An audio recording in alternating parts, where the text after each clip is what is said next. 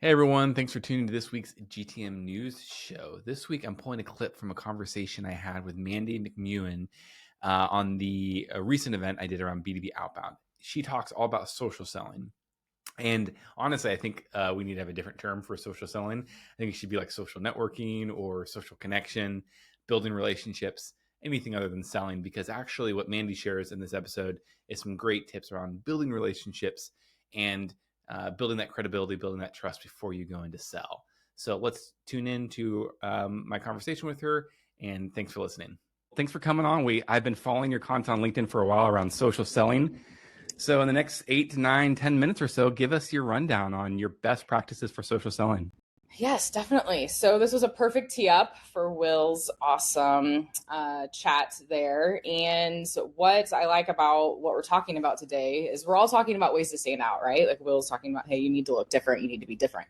So what I love about social selling is it allows you to stand out. And so when we're talking today about cold email and cold calling and all the ways to stand out, when you start with social, it's actually not that cold, right? So we're trying to start on social to build these relationships, to engage with people.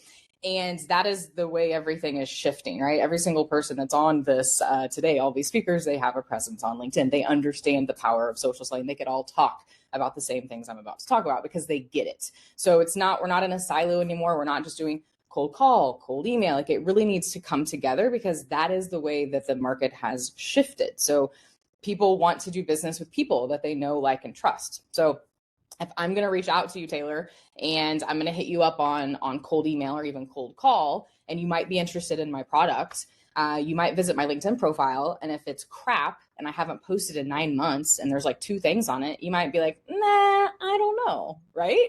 And this isn't even if I'm reaching out on LinkedIn, I'm talking about like, this is where people go. They're looking to see, does this person have a presence and a company?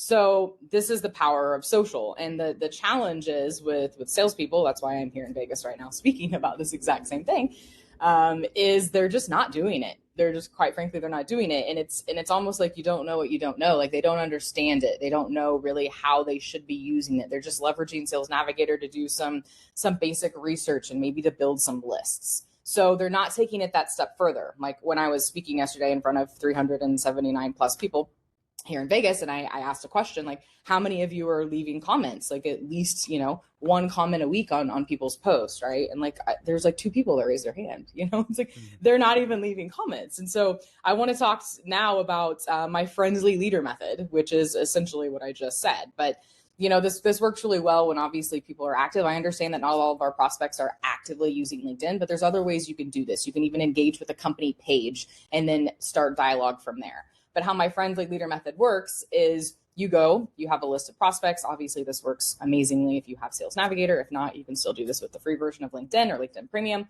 But you go and you engage with them. So if they're posting content, awesome, engage with it, leave a comment, like it, etc. If they're not, look for something else on their profile that you can relate to. You can call something out that's personal. You could also go engage with their company content. So I've actually had clients land clients they were going after from engaging with their company content alone because they started to see that familiar face, and then they start engaging with other people, sending connection requests throughout the company.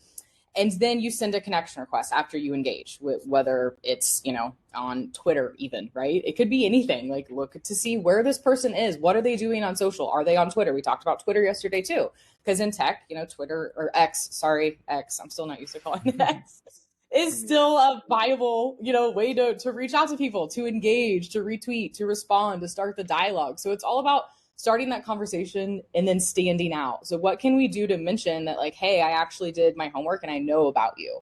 Like, let's seem like real human beings here. Like we're talking, that's why I call it my friendly leader method. Because essentially as salespeople, we're just trying to be everyone's friend. And if we're doing that in a way that is genuine and it doesn't come across slimy, it works really well because most salespeople are just like, I want to hit my numbers. I want to blast out as many as I can, throw stuff at the wall and hope it sticks. So that's the method that I have been utilizing my clients, and it's successful, but you have to think outside the box too when it comes to, where are these people hanging out? Does that make sense? I love it, Mandy. Anything from a leadership standpoint, because I imagine especially building relationships, building friendships takes time, right? It's not just the sales cycle or the marketing cycle, if you would. is going to be longer than maybe some people expect, but it proves to, great results in the long run. How to create a culture of it, and how can leaders create a culture? If you don't mind, a follow-up question. Yeah, that is a really great question.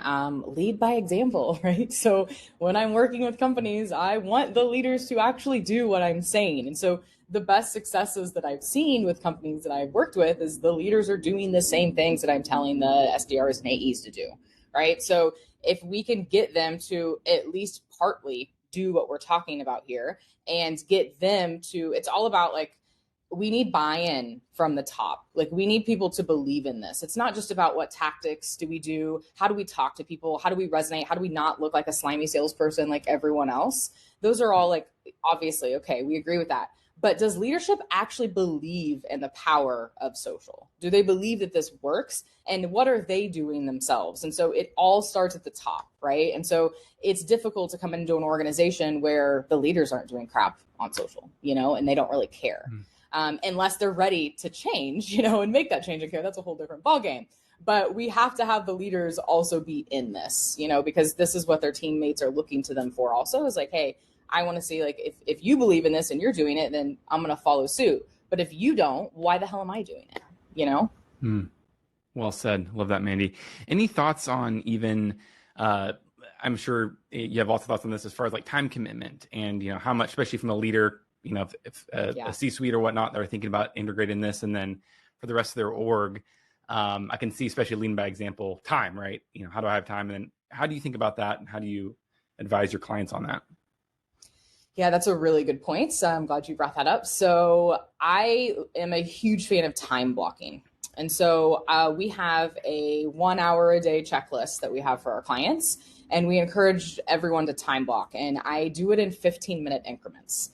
So for example, every single day, and it could vary on the day depending on what you have going on, but it could be spend 15 minutes leaving comments on prospects and industry leaders posts. Spend another 15 responding to messages. Spend another 20, sending X number of connection requests. Send another 20 on looking in Sales Navigator. So when you are serious about doing this and you actually put specifics, not just like, hey, I'm going to spend an hour a day on LinkedIn. We have a checklist, look at it, follow it. Don't just like go on and meander around. And then before you know, it's 50 minutes later and you've done absolutely nothing, like you have to be diligent with your time. But this also goes back to leadership too, is like, are you allowing your people to make an effort, a concentrated effort on LinkedIn? Because it's all about consistency, right? Social is all about consistency. You have to be doing it every single day for it to actually pay dividends. And so I love the time blocking strategy because it's there, it's on your calendar, and it's very specific on what they want to do. And then they can even set a timer. So that's ideally how I like to go about doing it. And it keeps everyone structured because, our days are crazy. Like there's so much going on. We're getting bombarded. And if we can have that time and then just shut everything out and actually do it, it doesn't take very long for you to see results. I love that. I'm sure you get better and better the more you do it, obviously, and that consistency over time. Any closing thoughts, Mandy? Yeah, so closing thoughts is just do it. I feel like, and this is coming up more and more. I've been doing this for a very long time, but specifically social selling, concentrated effort just in the last few years. And confidence is a huge thing. So if I can leave you all with anything, it's like have the confidence to go out there and do what we're talking about because there's not enough people doing it. And so you might be worried, like, I don't know what to say. I don't know what to comment. I don't know what to post. You just have to go out there and do it and realize that you're the only one judging yourself. Like you're looking too far into it. You're thinking too much. Just go out there, do it, engage, build relationships, send messages, send voice notes, send videos, like act like you would in person at a conference to people, right? Like always think of that. Like, what would I say to this person if I was face to face with them? And you just have to be consistent. But the biggest thing that, that I see over and over again is just the confidence factor of like, I'm scared. I don't know what to say. What if I say the wrong thing? And it's just when you get in the habit of doing it time and time again, it just becomes like second nature and easy, and you build your confidence up over time. Love it. Well said, Mandy. Thank you so much for coming on. Folks, go follow her on LinkedIn. Tons of great information around social selling. Thanks again, Mandy. Safe travels. Thanks for having me, Taylor. Bye.